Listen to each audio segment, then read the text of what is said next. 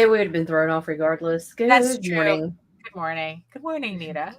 Good morning, Daphne. And good morning, everyone else. It is, October 21st, 2022. Already. Jesus Christ. I mean, it's like, you Yeah. know what? Like I have to think of something different to say every time we do a show because it's like, oh, Jesus Christ. It just seems to be my opening.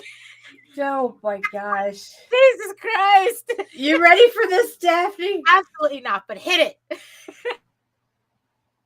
The views and opinions expressed within the video content found on the Indie Comics Network are those of the speakers and do not necessarily reflect the views or positions of the Indie Comics Network or Ragin 2 Promotion.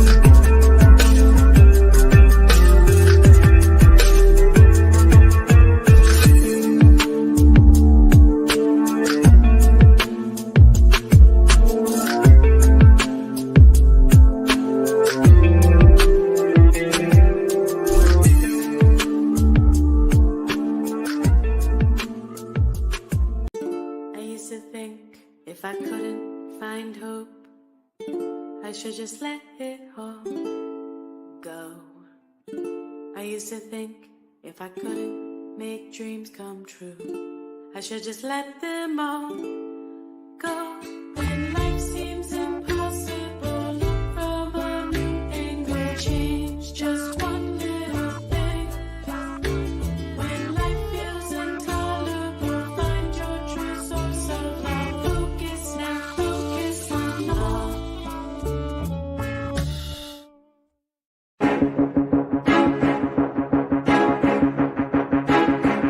It's Monty Moore.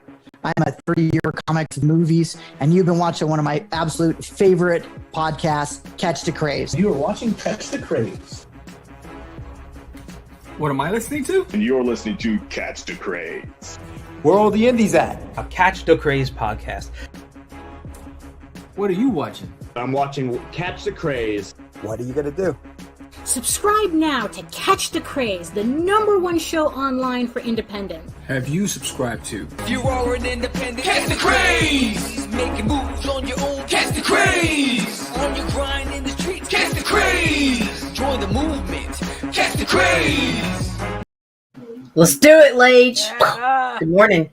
I just have to mention that bump for Sacrimony is just like, I mean, I really gotta up my video game. I really do. Yeah, she really brought it. Not to mention, like, speaking of Sacrimony, real quick, and Tina and whatnot. I mean, it's like I just gotta learn how to do this better. Matasorcer is the one who is doing Sacrimony, and she is going to have an early bird special on that campaign where you get all issues of her books for $15 freaking physical copies. Dang. Yeah, she's crazy, but hey, yeah, you know, do it. You know, so there you go. So all links in the show notes below. So hello, good morning, everybody. Might as well get this started, right? So who's in the chat today? It's Friday. Everybody's still dragging their asses to Patrick. Hello, Patrick. Over there. Hello, Patrick. And he says, Patrick. Yeah. Are we yelling? Oh, Tina. Good morning, Tina. Yeah, hello, everybody. Yeah, I know. It's like that's how we wake ourselves up sometimes.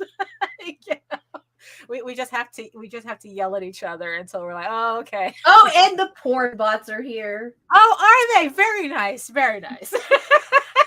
Good morning, porn bots. Oh my goodness. Oh, I thought we were able to shake them off for a while. So until last night, they jumped all over Tina and Rodney's stream too. Okay, well, you know, they went into hibernation, so now they have they're like cicadas. They're just coming out again in mass. Oh my goodness! And yes, and I see you, the two people who are watching us from regions beyond. You know, so thank you for joining us on the show. Joining us, watching us. You know, but the thing is, if you want to be on the show, come on over to YouTube, join our sexy people in the chat, join the chat, you know, and we'll talk to you directly. We'll yell at you directly. So there you go. So hello everyone. My name is Daphne Lage, and I am a cartoonist, illustrator, and comic book artist from New York. I have been self-publishing comics since 1992, and I am known for the furry animal fantasy, the furry fantasy adventure, furry funny animal, whatever you want to call it, anthropomorphics. Nope, that word is Fantasy banned adventure. here. Yeah, I know. It's such a long. Nobody ever says it correctly. No. Fantasy adventure, tall tales, and my medieval fantasy soap opera drama, Eagle Raven, Heir of the First Unicorn, launching November 7th. Links in the show notes below. Make sure you hit the notify me button so you get notified the second the campaign goes live. Yes, and in the meantime, you can read both my comics online at Tall Tales, TAILS online.com, and egoworks.com, EGOWORKS. And you can check out all my videos on how I make my comics here on YouTube through my channel at Daphne Lage Art, which also simulcasts through the Indie Comics Network. So like I said, come on over to YouTube. You know, it's a hit the share, the like, the subscribe, hit the notification bell so you get notified every time we go live with a show. And yes, and especially if you're watching us from Facebook and from Twitter. Yeah, like I said, the water's good here. It's a lot more fun over here. So come on over, smash all those buttons. Don't smash the buttons. Just hit one. You know, it's like whatever you need to do. You know, so there you have. Make the algorithm gods happy. That's it. So there you go. So take it away, Nita. My name is Nita Lanning. I'm a writer, vlogger, blogger, editor, bouncer of porn bots, and yeah, and I run this shit over here. Yeah, she is our producer. She is our everything. She is the keeper of HR in the background. Right. So it's Friday already, and it's like it's like I would, you know, so you know what? There's no point in me saying I'm tired because I'm tired all the time. There's just been a lot going on, for goodness sake. But so what you been up to, Nita? I'm tired too. I've been okay. So first of all, like I know this is like totally not comics, but anyway, it's a vlog today. Okay, so you know the restaurant review we read last night, and you're like, it sounds like it was just a disgruntled. No, well, I mean, they literally did. The food is awful, and the portions are so small. I mean, it's like they literally did that. But you know what? If I had to write a review, I would say the same damn thing. Okay, the food is awful, and the portions are too small. The food is awful, and the portions are too small. I paid $32 just for myself for an order of falafels, the vegetarian grape leaves, and hummus. The hummus was just like slick, greasy baby shit. It was just gross looking. It was awful. They put too much in. The falafel had no flavor. I swear it tasted like does Red Lobster have hush puppies? Some kind of it tastes like just fried cornmeal, and it's not even cornmeal, it's fucking chickpeas. Right. And let's see. Oh, and the grape leaves were terrible. Like it was just like the leaf itself, you can't really fuck that up. Right. But it was like inside was just mush. It was like tapioca pudding texture. That's why you need you need to come here, Nita. You need to visit me. And it's like, because I could get you better food out of a truck for cheaper. I could get better food out of a freezer than that shit. I'm not even kidding. Like, because I've had grape leaves out of cans that were better than that. Right. Yeah. I mean, but that's really, it's like, cause it's like, cause if I like want falafels, there's literally a truck that I just have to walk a couple of blocks to get to, and it's like and it's all good. Yeah, it's and they were like this big. Like, I'm not even kidding. Oh my goodness, they were like this big. I'm like they were pellets. Those aren't falafels. Those are pellets. You're supposed to feed them to the hamsters. Yeah, no, nothing sucks more than bad food. Especially when you are hungry and And I was, because I've been clearing myself off of caffeine and added sugar, processed white sugar, and like that's all I wanted. All I wanted to make me happy was some fucking food last night. That's it. And I was cussing before we even got home. Yeah, no, that's the worst. That's the worst. Yeah, it's like on my end, not necessarily not necessarily food related or anything, but I did finally schedule a haircut, so I can finally get these awful split ends taken care of next week. So, it's like I've been. I think it's easy to say that I've been neglecting myself as well for the sake of the work, we and it's all like, have. yeah, and it's like a kind of. It's not good. It's not No. healthy. It's like sometimes you really do have to kind of step back and reevaluate, which is what we did yesterday. It's like, Yeah. Nita was helping me reevaluate some stuff, but I just wanted to. I just had to talk about this particular thing that I'm going through right now, especially with all this talk about AI and how AI is going to take all our jobs away and all that stuff. And what's really funny is that how we don't realize how much AI's been messing with your shit for a little bit longer than what's been going on. Although this is my suspicion. So what happened? So I'm a little frustrated today because for the past since I think like Tuesday, I've been going back and forth with the printer over a proof that I'm trying to get done. And I'm testing out a new format. I've used this printer before. I'm not going to mention any names because it's like, I still do overall like them. And I'm hoping, and it's like, we're trying to rectify things. So it's not like there are, it's like, it's difficult because of other reasons, not because they're unwilling to help me. Right. So I'm testing out this new format. And there was absolutely no reason for me to think that this format needed anything different than what I was doing before. Maybe like different measurements or whatnot, but that was pretty much it. So I got the initial proof in. And I swear to God, it's like I wanted to cry when I saw it because there was a bleed on the spine that they didn't remove. So I ended up with kind of like a double image on the spine, and it was just like the proof was perfect in every other way except for this. And it's like, okay, so it's like, you know what, it's like I said, I've done a lot of work with this printer before. I just have to like, okay, what happened, right? And red flag, well, the first thing is that they were understanding, and they started the process on trying to get the proof rectified, trying to get everything rectified. Actually, it's a little misleading to say it was a proof. It was the actual order. And so that's why I really wanted to cry, because it's like I did like a minimum order for these. Everything looked fine up until this point. And when I got the final order, it was this problem. Right.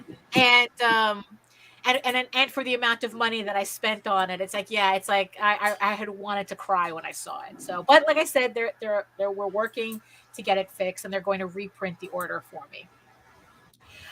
But here's the thing, though. So I sent them the files. It didn't help that they tried to pull, you approved it that way. And I go, the fuck I did. Not to mention they had contacted you previously for another issue with the cover, and which I was able to fix, but the spine issue was never an issue. That they never mentioned this is what's going to happen. They just told me that I needed to put more bleeds on the sides, which I did. So they tried to pull it, you approved it this way, and I told them the fuck I did. I would never have approved, because they even showed me the proof that I approved, which is not how it's like on my end when I'm uploading it to their website. And I explained to them, like, this is what I see when I approve the proof. I don't see a spread. I don't see a spread. I have to like give them the cover file in 3 different pieces. I don't want to get all technical into it. But so we go back and forth, right? And finally it's like, okay, send us the spread.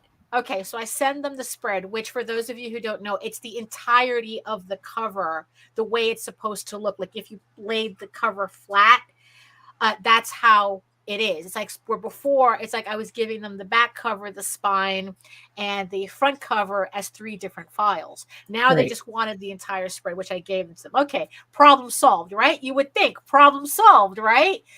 No, they said, well, we need a file of the spine with a bleed. Okay, already I'm suspicious. So it's like, okay, fine. Here's the file. So I fixed the file so that I didn't get a double up of the text on the spine, which is what happened. So I fixed it, sent that to them. Okay, fine. Everything looks great. Or at least that's what they're telling me. And then they go, okay, you can go check out the new proof now. So I go check out the proof.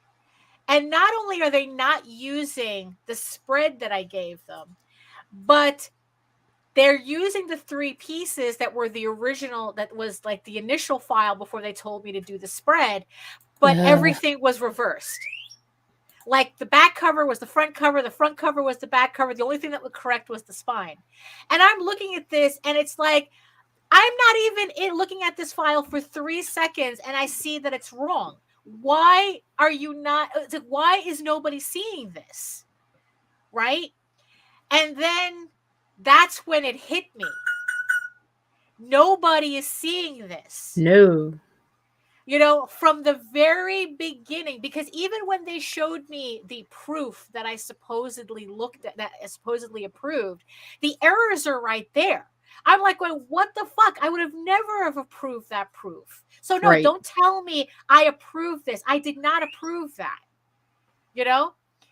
So, you know, and I didn't understand, how is it that they allowed this to go through pre-press into production and not even anyone in production is checking this work.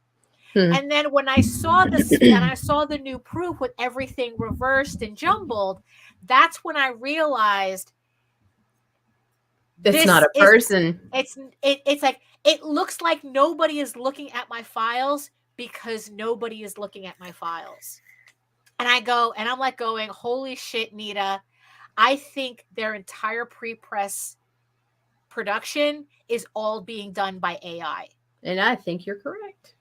You know, because it's like the mistakes that they keep showing me are too obvious. Hey, Russ. Yeah.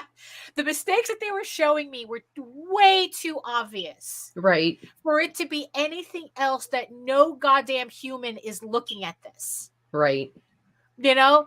So I'm going back and forth. I'm this close to just saying, you know, fuck you guys, give me a refund. But it's like, you know what? No, I need to figure out how this ends.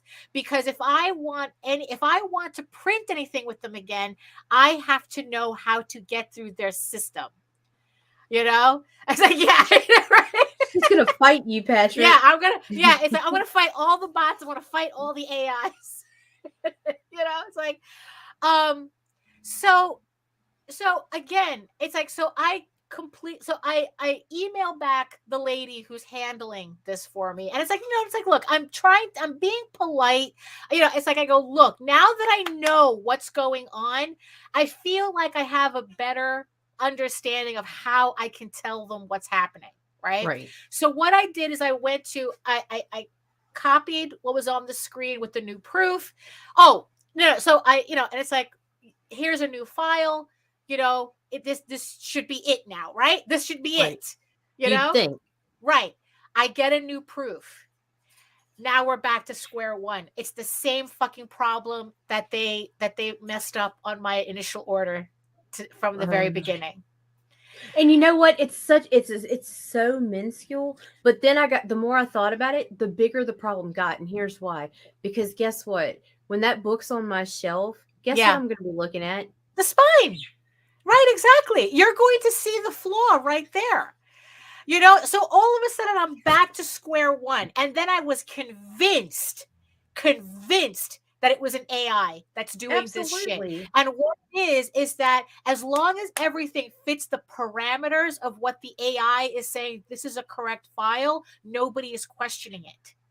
You can see the bleed that they're supposed to be cropping out on the spine. It's not supposed to be there. And it's like, and I went, and so what I did is like, okay, how am I going to explain this to the person who's dealing with this, who's so they'll not actually look at it? So they'll actually look at it. So what I did is that I got, because I had the trade paperback done with them, same printer. So I went and got a screen grab of the cover proof that was approved for that cover, for that book. Had no problem with it. It was the exact same setup, and they were able to merge all the 3 files together to do a complete cover. Made a screen grab of that. Made a screen grab of their proof of the questionable proof that they're asking me to look at. And I put them side by side, and I pretty much go, look, this is what you're giving me. I'm not understanding why this is an issue. I'm not understanding what I'm looking at. Here's the same image that I used as a previous cover for a previous order that went without a hitch. I set it up the exact same way. The only difference between the 2 files are the different sizes that I needed, to format. But the setup is exactly the same way. It's like, what's going on here? What's going on? I don't understand why this printed correctly, but we're having so much problems with this one, right? It was the first time she told me I can't that she's showing this to a human being. Oh, good. And she says that I am talking to my lead technical designer or whatnot, and they're going to be looking at it to see what the issue is. So it seems like there's something that I guess is glitching on the AI's part, that it's not cropping where the artwork where it's supposed to, and it's just mashing my files together with a bleed that's not supposed to be there. So it's like, okay, all right, okay, maybe by Monday I'll have this figured out, and it's like, so now I know for sure the problem is not on my end. Right. So it's like, no, it's like, no, I did not fucking approve it that way. It's like, the problem is not on my end. As far as I'm concerned, I get like there's nothing else I can do with this cover to give to them. As far as I know, if they want larger bleeds on the outside, I can give it to them. But the thing is, though, it's the bleeds that are on the inside that's messing them up. So and you didn't have any problem with volume 1? No, I had no problem with volume 1 whatsoever. In fact, every other book I've been using this new, which, mind you, it's like I learned this technique in InDesign off of actual publishing websites where they were showing how to set up your cover properly for printing. And this was where it worked so well. And I hope not. Oh my God, Patrick, I really hope not. That I've been updating all my files to this new technique. So, and it's been working like a charm up until this point. For some reason, this format, or more likely where these books are getting done, for some reason is different than how all these, because the company is kind of like, I don't know if they're like I don't think if they're a broker as much as they have contracts with all of these different printers in the United States and Canada, where if they, it's like, so they can like spread out the jobs, it's just under their banner. But this particular thing that I'm getting proved is actually happening out of the country. I mean, out of the United States. So, or out of North America, let's just say, it's like, it's in another country. It's overseas. It's overseas. There we go. That's the word. That's the word I needed. Across the pond. There's something going on over there in their facility that I, like I said, I'm really hoping that I can get this, because I swear to God, once you guys see what this book that I'm trying to do, I mean, look, it's like, it couldn't be more perfect. I mean, I swear to God, it's like this book couldn't be more perfect, but except for one thing, they cannot get their shit together over that spine. Right. You know, and it's like, and it's kind of driving me nuts, but at the same time, I'm feeling like, okay, now that I know that there's an AI involved, and because an AI is involved, everybody there is being trained to not pay attention to anything. Oh, the Right. AI did it, which is honestly the real problem I have with AI. Is that people think the computer did it, so it's always going to be perfect, it's always going to be correct, and if anything goes wrong, it's all user error. And it's like, not necessarily. Like I said, my files were correct. Now I'm convinced my files were always correct. Something is set up wrong on their Right. AI that's not setting it up correctly. You know, and the fact that nobody is paying attention to this until I keep pushing and pushing and pushing.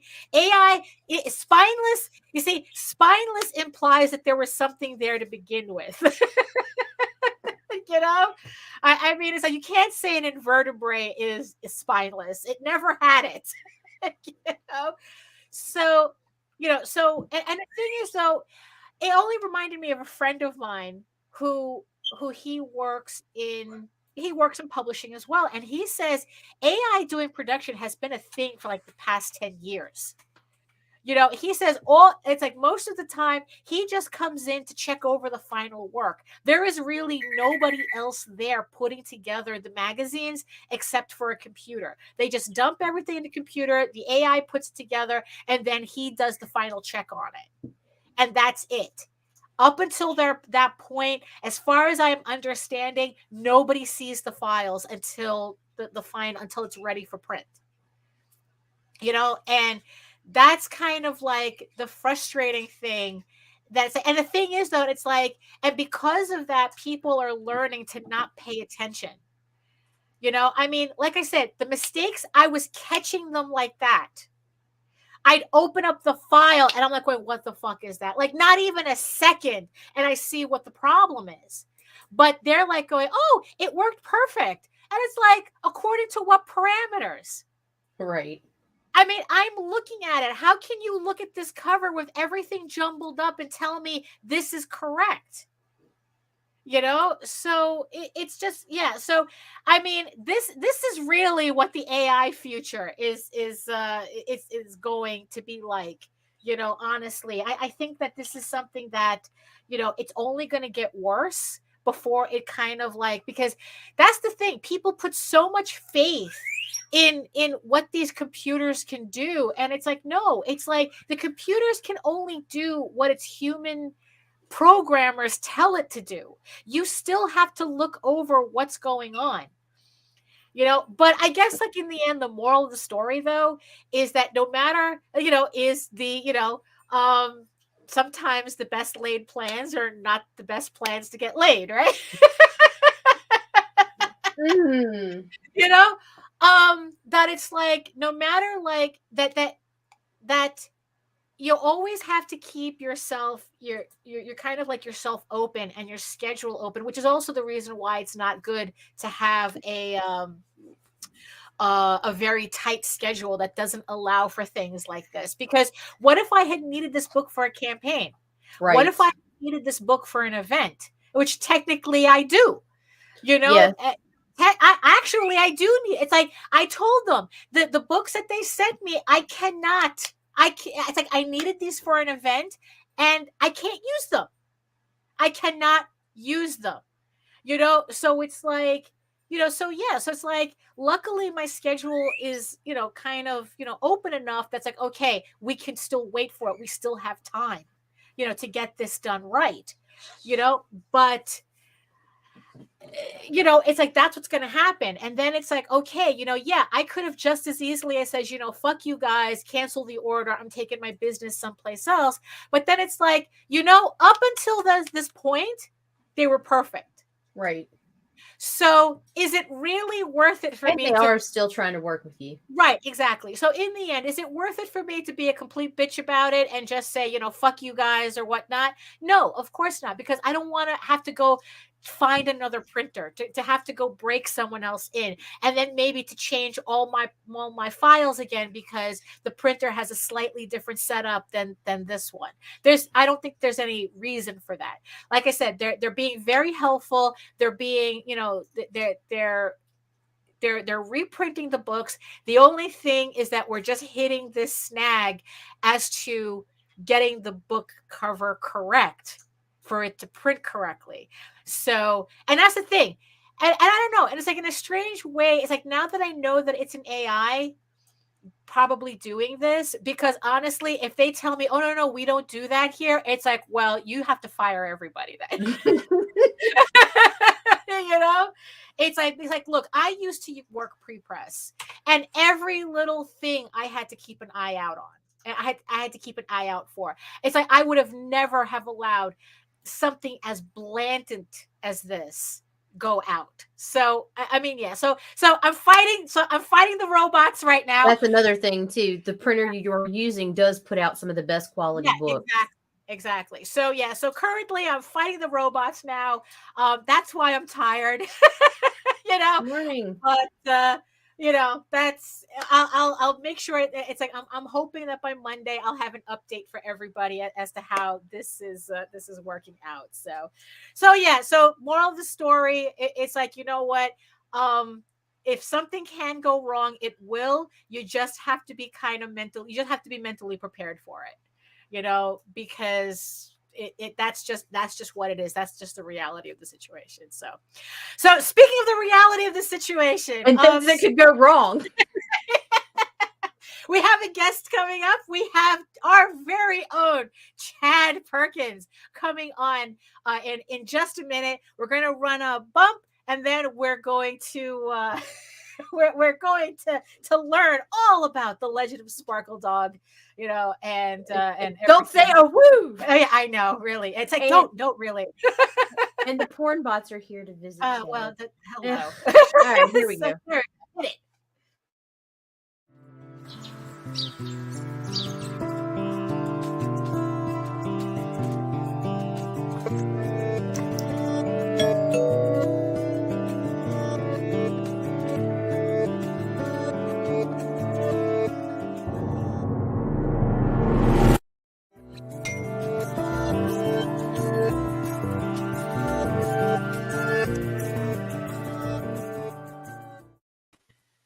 Oh my goodness. Oh, hello.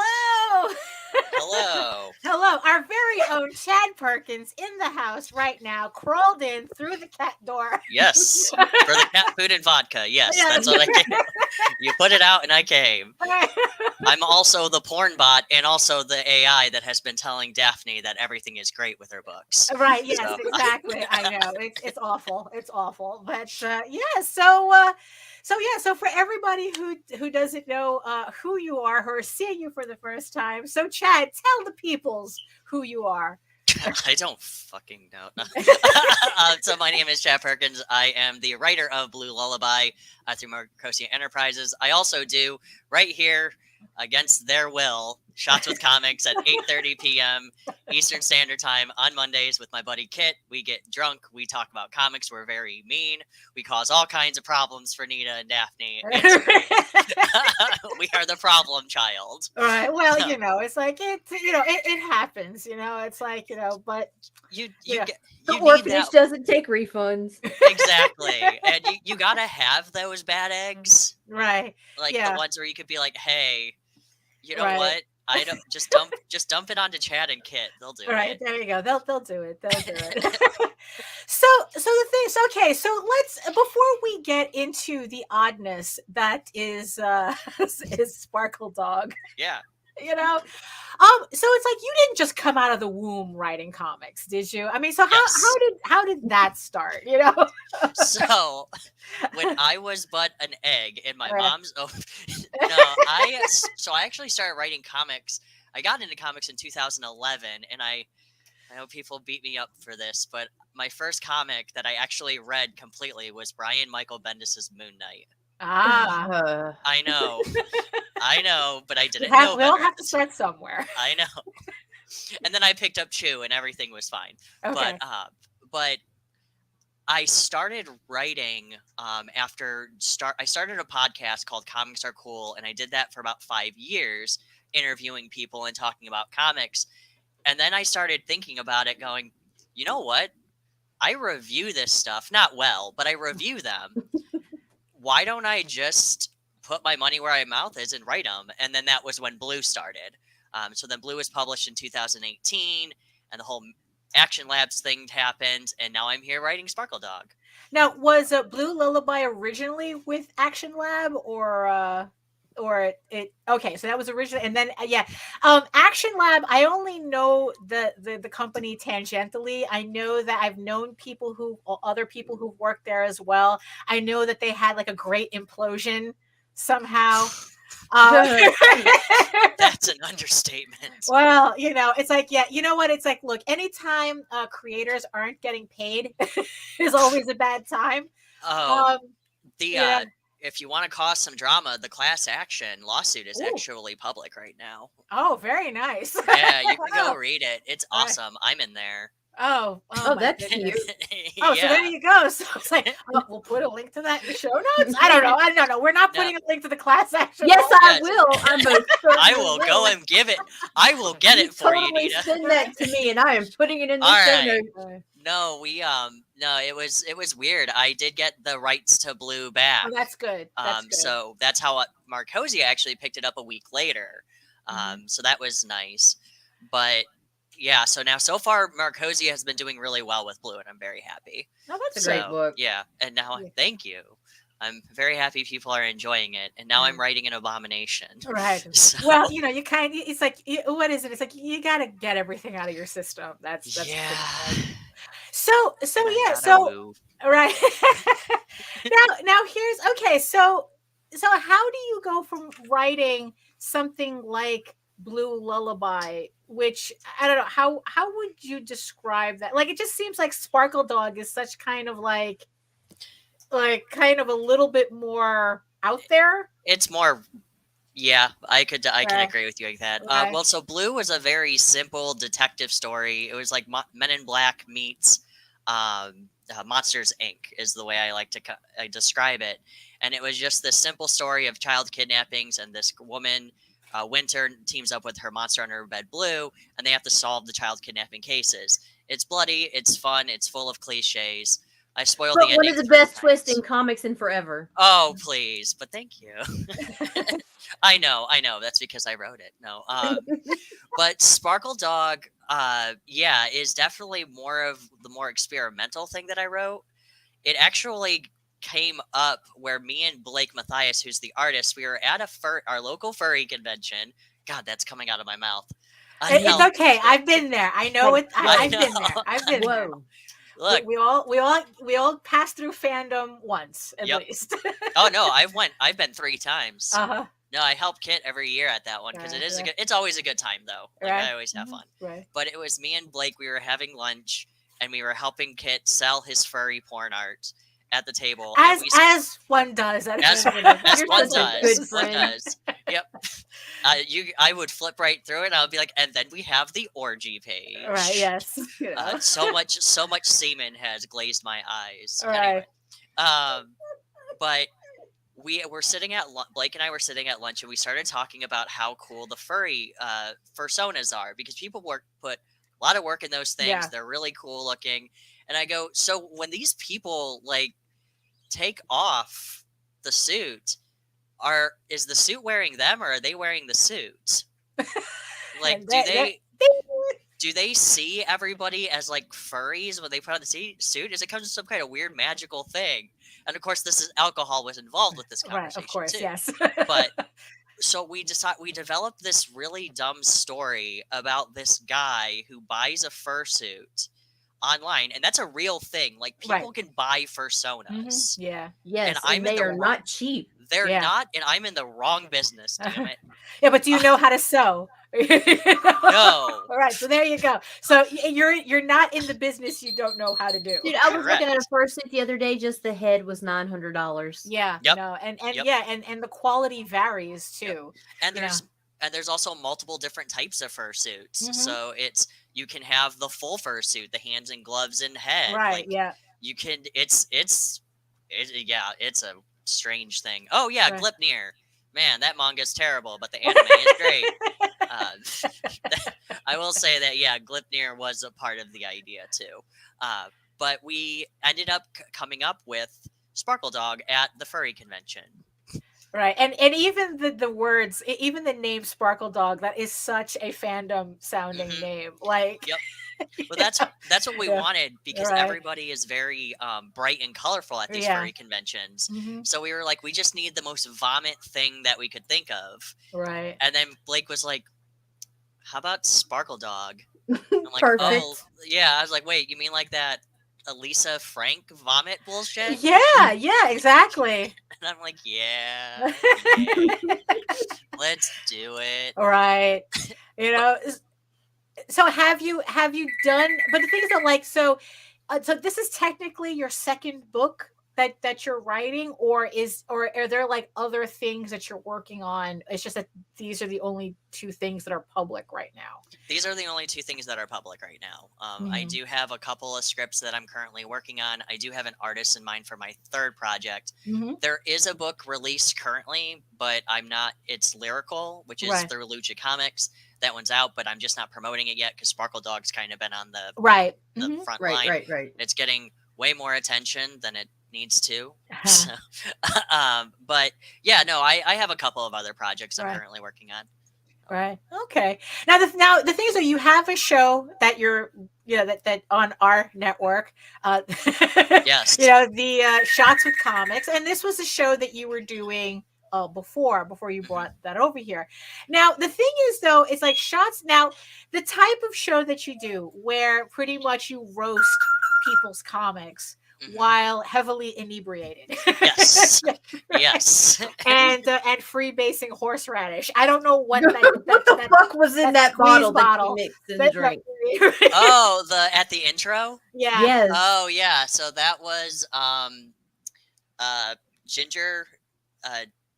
gingerbread rum, Aztec tequila, which smells like if you want to drink what tastes like a morgue, it tastes like a morgue.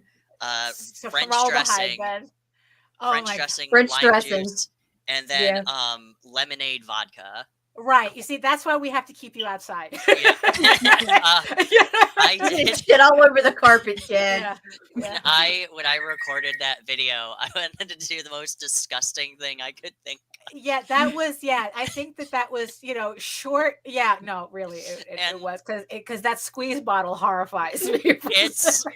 Look, it tasted just as bad as it looked. I could imagine. Now here's the thing. So you're roasting people's comics, and most of the time, you're kind of mostly sticking with mainstream stuff, which you know what, it's like nobody gives a shit if if people are talking shit about a big company. Yeah, it's like you're $1 billion corporation, you can take the ribbon, but the thing is, though, it's like when you kind of cross over into kind of like smaller press, and especially like when you start mingling with a smaller circle, how do you kind of keep yourself from being on the wrong end of a baseball bat? Oh God, that is a topic that has come up very frequently.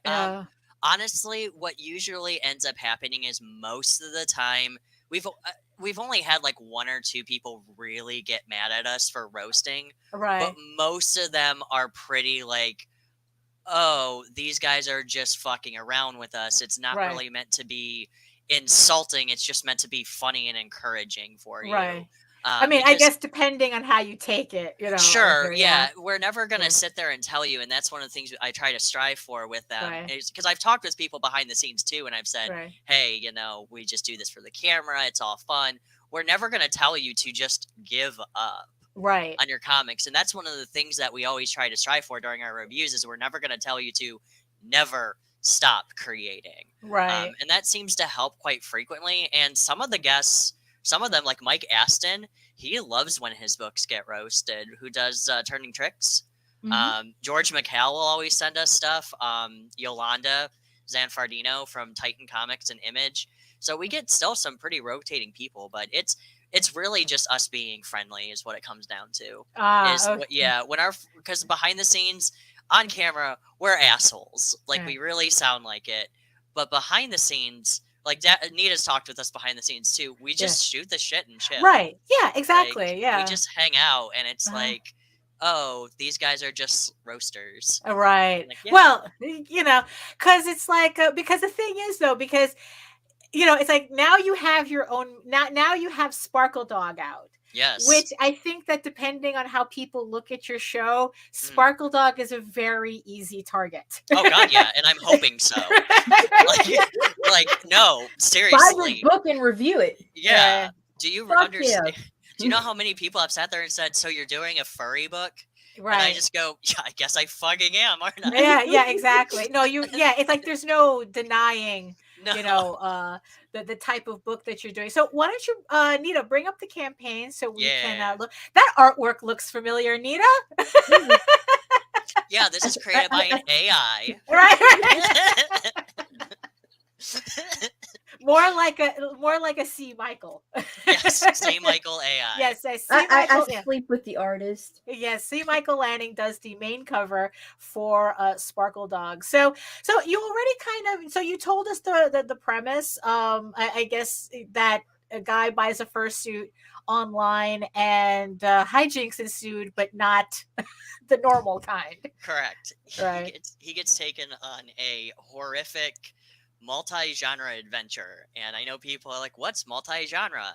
Each issue is written as a different genre of comic, and it all gets more and more uncomfortable and more horrifying as it goes. It's supposed to be uncomfortable. Yes, and poor Quinn is unfortunately this vehicle. Now, how many? Okay, so this is for the first issue that we're seeing. So, how many issues is the entire series? 6 issues. 6 issues. Yep. And here is the full version of C. Michael Lanning's cover, and this is the main cover. This is it. But you do have variant covers. I do. As well. I have Okay, so when you say multi, okay, so again, like going back to the whole multi-genre thing, so is this first issue kind of like the introduction, or is there like a specific thing that you're kind of like, what is the genre for this first issue as opposed to like the second and third? And it is your cliche introduction genre. Right. Like it is your what happens is that Sparkledog talks to Quinn and explains to him this really stupid plot of furries were guardians of the world and they protected humanity. But a major event happened that sealed them away. And 4 guardians have 4 crystal paw pads that keep from summoning Sparkledog, and Quinn has to go and collect them. So that's where it kind of goes into this fantasy-based exposition-style comic, because we run into a lot of that type of stuff, where comics will just explain the plot in the beginning. Right. And it's like, and that's fine. I mean, there's never anything wrong with an introduction comic. So it's like, it just makes you buy the next one. Right. So would you say that this is kind of like, a satire of I guess, like all these genres that you're going to, yes, I guess, focus on. So like for issue 2, like what would be like, what's the genre of issue 2? I guess kind of like to give more like a clarity of what to expect from the series. Did you ever see the Muppets movie? Oh no. Issue 2 is kind of like, have you played the game Little Nightmares? No, I'm not a gamer, so okay. Yeah. The only game I'm playing right now is a porn game, and oh, me too. Which one? Seas of Chaos. Oh, cool. I will download that. Yes. I swear, at this rate, they should be giving me like some kind of affiliate. Right, for real. As a porn bot, I will download that. Right. Yes. No. Issue 2 is kind of like a Little Nightmares, the Muppets movie mashup. Where it's him going to New Orleans and finding a character, a Kermit the Frog ripoff called Laguna Boyle. Yeah, which is actually a parody of the band Laguna Coil, or Lacuna Coil. And then our issue 2 or 3 is a noir speakeasy Great Gatsby style story. Oh my goodness. Oh my gosh. Yeah. I mean, it's like, so considering that you want to do like each issue so kind of like, I guess, like thematically different, but still have the overall, how do you, I mean, it's like, how do you think that, I mean, how did you like organize that so that it just didn't feel like, okay, these are just all issue ones, or these are all just like individual issues, as opposed to, no, there's a encompassing story, but the tone is going to be so different in each book. So issue 1 or issue 2, I watched some Muppet movies. I'm not kidding. Like, this is how I actually get into my writing process and everything. But issue 2, I think, or issue 3 was probably the most challenging. Is what I did is I started playing the game LA Noire and listening to like different 1920s to 40s music. I was talking with my grandma at one point. She's not that old, but you know what I mean. Yeah. Like, I was just asking her, what was it like back then? And I was also researching different slang and tones and just how women, because Carmeow is the one in the 3rd issue, and she is singing for her life when everything is happening. And that's actually really fun. But it was really just me diving into different researches of the different genres, but also just different types of medium to really bring it together. Especially with, I'm going to tell you now, doing these multiple genres, lingo and dialogue is very important, because you have to feel like you're actually in that. But it's also too, if you're reading it and you realize, wow, this dialogue is really bad for the 1920s and 40s, and I'm like, yes, please understand that this is like Sparkledog's world of this. Like, this is just what he's projecting. But each issue does end very similarly, because it is them telling the legend of Sparkledog. Okay. Yeah. Nice. So that's the thing that Blake and I have kept similar in it, is that when it gets more towards the end, the Guardian starts telling them this elaborate story of what Sparkledog is. And it gets more and more elaborate and more stupid as it goes on how we portray it. So the 2nd issue, Laguna Boyle tells the story in MP format, but the mouse cursor is in the way of the video. Oh no. So it's on screen because he forgets to move it. The 2nd issue is that Carmeow is singing it, and it's more like a stage play. And then it just gets more and more ridiculous and dumber. Now, here's the thing, because it's like, obviously you're playing around with that, and it's like, it's supposed to, you're saying it's supposed to get dumb, it's supposed to get stupid.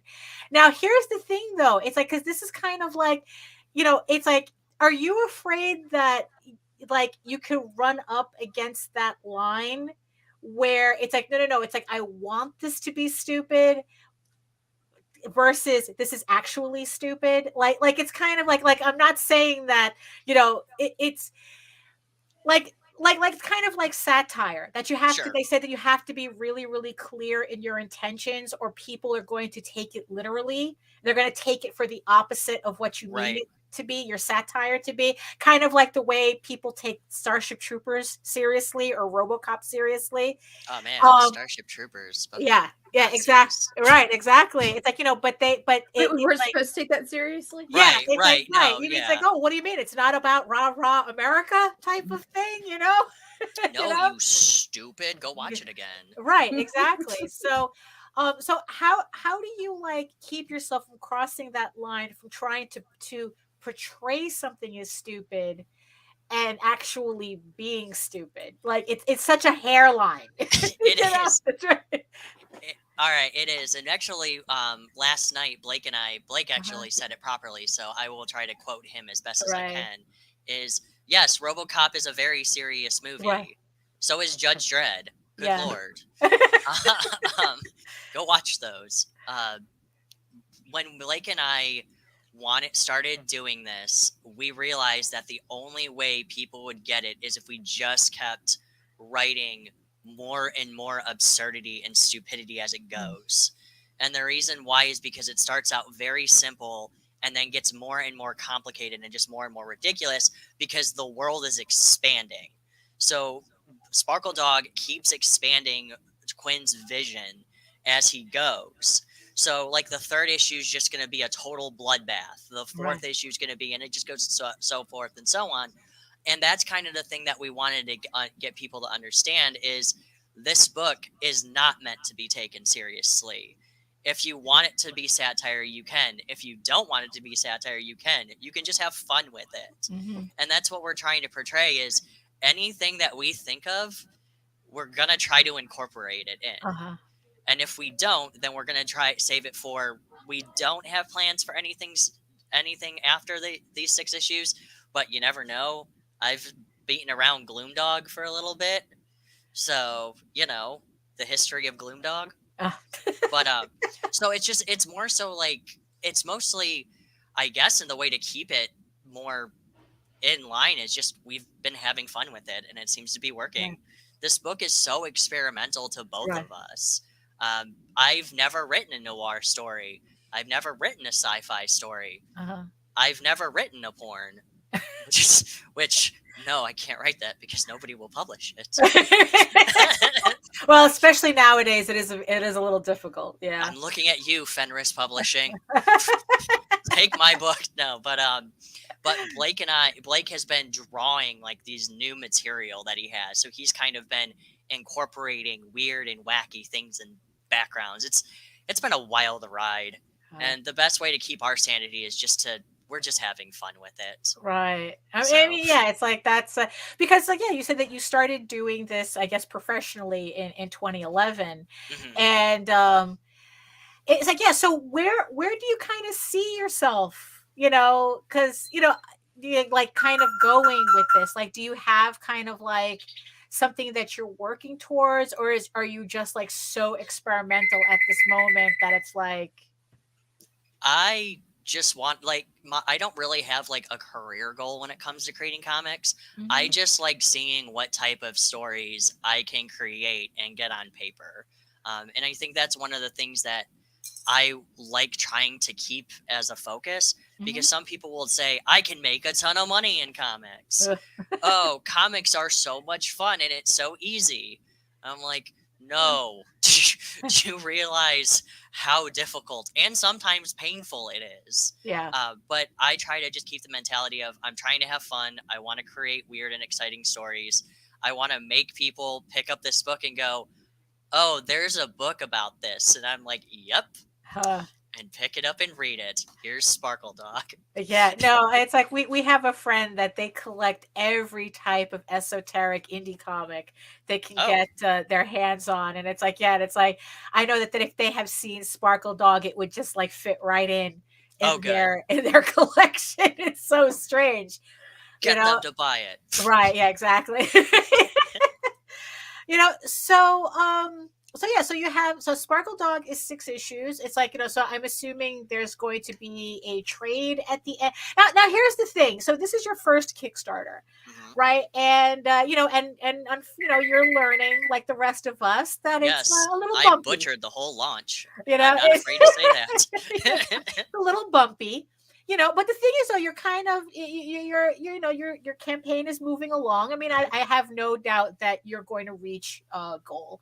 Now the thing. So what's the difference? What's like the main difference? Do you feel between doing Sparkledog on your own and doing something like Blue Lullaby at a publisher? Like what's kind of like the main difference that you're seeing that it's like, I'm not restricted to the publisher on what I can and can't do. Like sometimes with the publisher takes a look at it, they're like, oh, that doesn't fit into my demographic, or that doesn't fit into our company. And that's been probably the biggest challenge lately is promoting this, because I have shopped this book around too, because of course. But that's kind of been where I've been reading the different guidelines of each publisher. They have these like strict guidelines. Like some of them are, oh, we only look at PG. And I'm like, well, my book's about cannibalism. Like, is that PG? I don't know. What's considered PG now? Like, so it's with creating Sparkledog and doing a campaign and doing it on my own, I kind of get to push the boundaries that I don't think I would ever be able to do before. Like Black Mask, you have to be inclusive and you have to be like, how is your book diverse? And I'm like, I don't want to type a paragraph on that. It has a gender fluid character. Sparkledog. Right, yeah. That's pretty fucking diverse. Right, yeah. So, would be PG in the 80s. Yeah, that makes sense. Oh, yeah, yeah. I mean, you got to consider that Planet of the Apes, when it was originally released, Charlton Heston. It's like, that was a G-rated movie. Planet of the Apes was originally a G-rated movie. Really? So, yeah. Oh. Mm-hmm. Huh. Yeah. So those standards really changed. 9 to 5 was rated PG back in the day. There was fucking pot cussing. They kidnapped their boss, tied that motherfucker to a ceiling. Yeah, I know. That was, Oh, well then, I guess I'll go based on their standards. Yeah, it's right. That's true. That's true. As long as there's no nudity. That's true. I don't know, man. Like, I mean, yeah, Disney, if you saw Werewolf by Night. Right. Did you watch that? No. Man, they got away with the PG. I think it was PG-13 rating with like decapitation. Right. Well, because you know what it is, because it was in black and white. Oh, okay. Yeah, that's what it is. I mean, and that's the thing. It's like, they have all these standards, but it's such a nitpicky thing that it's like you're going to all these publishers and you're seeing their list, but it's like there's more to it on top of that. So did you find, so on top of that, like, so did you feel like if you had to do it yourself, would Blue Lullaby would have been a different kind of story than what you produced for Action Lab? Yeah, I think so. And the reason why is because some of the gore scenes in there, I didn't want them in that silhouette form. I originally wanted them to be shown. When I originally wrote that script, it was broken down where Blue does bite off the head and you see the corpse mangled. And that's like the only things I could think of that would have made that book better. Right. And that and graphic violence. Yes, and that was my problem is when I hired Andrea to do it, and the silhouettes look fine. Like I'm still very happy. Yeah, I'm still very happy with it. But when we were sending it off to a publisher, we had to cut back. But God forbid, Lord of Gore from Devil's Due is on the shelves, and that thing is bloody as hell. And Grizzly Shark is from Image. So what the fuck, people? Right? Yeah, exactly. So yeah, I know. It's like, you know what? So there you go. So if you're looking for a publisher for your work, just remember that there's pros and cons, even creatively, for what you're doing. Right. In how these companies, each of these companies, they all have different standards. And it's like, so if you want to really do the book that you want to do, you self-publishing really is the freest so far. The way to do it. So Legend of Sparkledog on Kickstarter right now. You're kind of like you're close. I think it's, like I said, I really do think you're going to make goal. So there's still, so how many days do we have left on Sparkledog? I think we still have like 20 something days. 25 days. Yeah, so plenty of time. Plenty of time, but why wait? Just pledge, just pledge today and just help the campaign. 25, just help the campaign move along. So we can see more of the ridiculousness that is Sparkledog. Yes, please. Sparkledog is probably the strangest thing Blake and I will ever create, and we are very happy. Well, so far. Never say never. Never say never. Yeah. My demon fish one is pretty wild too.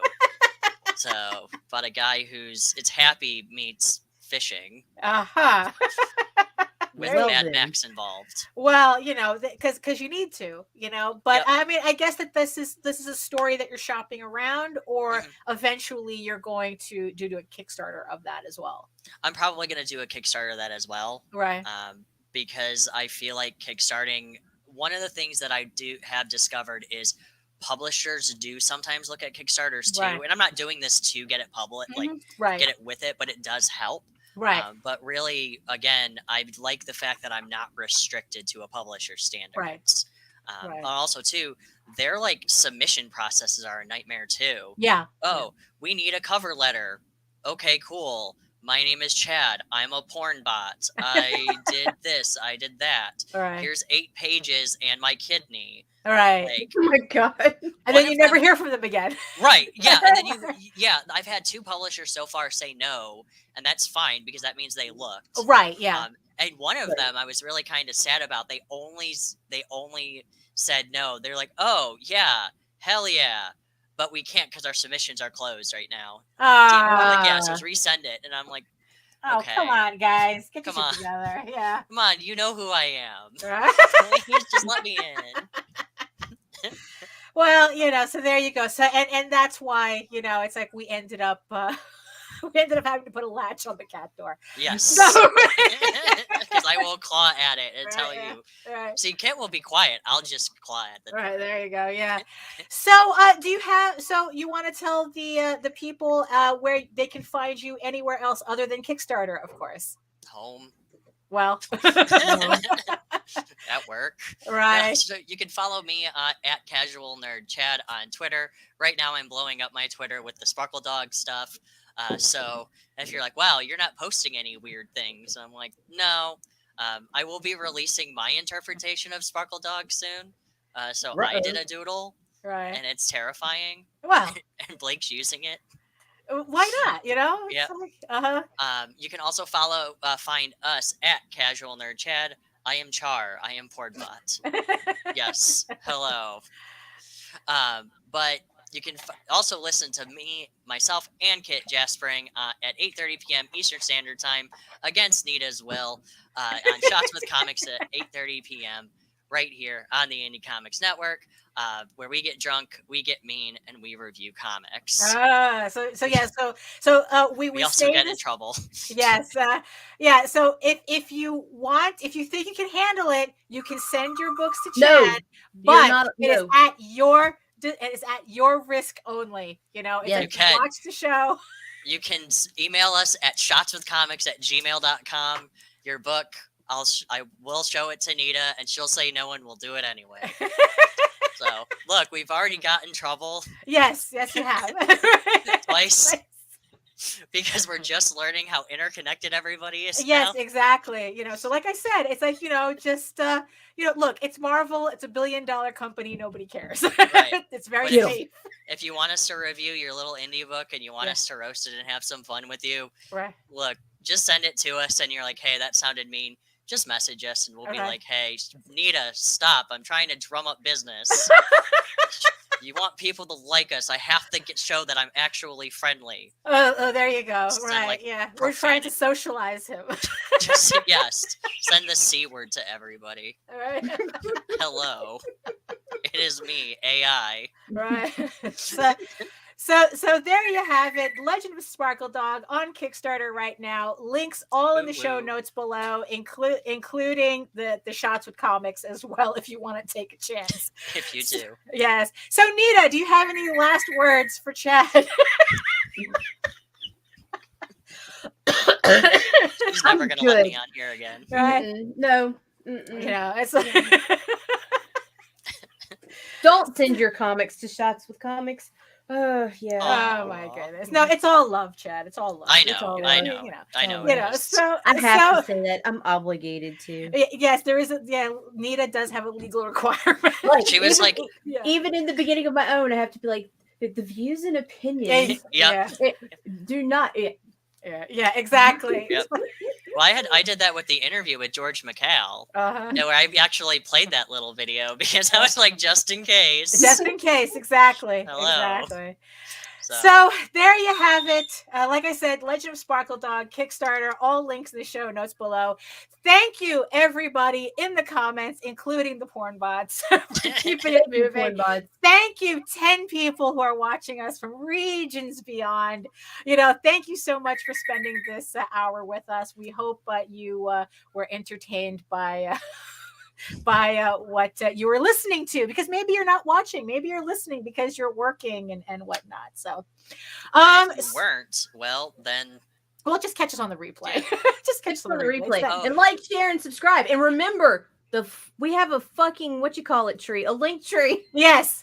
Yes. Indie Comics Network. Everybody's info's on there. All the primary hosts of all the shows and all the network contact info in one simple location. There Yes, you go. You So- get to deal with me. You don't have to deal with Kit. I promise. I love Kit. I know too. Yeah. He's a wonderful man. He will help you out. If you ever want like indie tips or like art tips, he will love to Right. talk your ear off about it. Oh, and I'll be on Thursday Night Throwdown next week with Blake. Oh, there you go. So, So, yeah. there So, you go. Yes, you and I get think to- on Patrick. Sunday, you'll be joining JD also on Talking Comics on a Sunday. Yes. Good luck, sir. Thank you. Yeah, I told JD I'm sorry beforehand. Right, yeah. So, that's okay. He'll take care of you. Oh, okay. He'll beat me into shape, huh? Yes, he will. Ah, You're turning the barrel, boy. Exactly. We all Oh get our no, turn it's in the back. sticky in here. And on that note, if you want to see more about my artwork and see more about my upcoming campaigns and all that fun stuff, you can head on over to my main portfolio site, egoworks.com, EGOWORKS, where you can find links to all of my galleries and social media sites, but I mostly post to Facebook if you're interested in seeing sketches and current work in progress and whatever updates I may have. And remember that you can check me out here on YouTube at my channel at Daphne Lager, Lager, which simulcasts through the Indie Comics Network. So make sure you press all the buttons, like, subscribe, the whole thing. Make the algorithm gods happy, so that so more people can get eyeballs on this train wreck that we put out every multiple times a week. So so here we are at the end of a Friday. We will be back on Monday at 11 a.m. again with another interview, with another vlog. No interview on Monday. Just us. What? Us. Oh, good. It's like All it's all mixed up for October. I'll be So there. yeah, so join us at 11 a.m. on Monday. And on that note, from the words of the ancients, especially now, eat your food, moisturize. It is moisturizer season, people. Oh my it's God, chilly yes. here now. So moisturize. We will get that Gold Bond endorsement yet. So moisturize, mind your business. Or HelloFresh. Right, yes, or HelloFresh, yes. And which would go with the eat your food. Yeah, that's true. We need a HelloFresh. Call us HelloFresh. Call it, yes. And OwO. do the work, because when you actually do the work, you never have to fake your accomplishments. Why would you want to fake this anyway? So I don't come know. OwO, bitches. Yeah, there you go. So see you later, guys. Bye. Peace. Bye.